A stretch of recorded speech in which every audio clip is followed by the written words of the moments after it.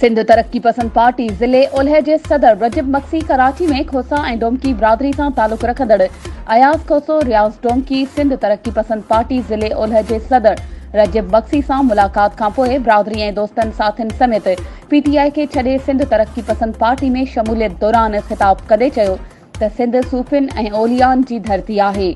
उन्हनि बुज़ुर्गनि अज़ीम शख़्सियतुनि हमेशह अमन ऐं मुहबत जो दर्स ॾिनो आहे ऐं हिन सरज़मीन मां भाईचारी जो पैगाम ॾिनो आहे।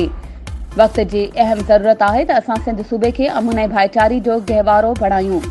सिंध में अमन अमान ख़राब करण जी साज़िश में मुलविस परॾेही अफ़गान पनाहगीरनि खे सिंध मां निकाली ॾिनी वञे। रजब मक्सी वधीक चयो त सिंध में अफ़गानी पनाहगीरनि सिंध जे नौजवाननि खे बेदर्दी सां क़त्ल कयो, जंहिंजी असीं सख़्त लफ़्ज़नि में मज़म्मत कयूं था। नाके में मुलविस जवाबदारनि खे इंसाफ़ जे कटहरे में आणे सख़्त खां सख़्त सज़ा ॾिनी वञे। पीटीआई सिंध दुश्मन पार्टी आहे। सिंध हुकूमत खे फौरी तौर अफ़गान पनाहगीरनि खे सिंध मां निकाली ॾियणु घुर्जे। असांखे कोयटा पेशावर जे पख्तूननि भाइरनि ते एतिराज़ नाहे, पर अफ़गाननि ते असांखे कल्ह बि एतिराज़ हुया ऐं अॼु बि आहिनि।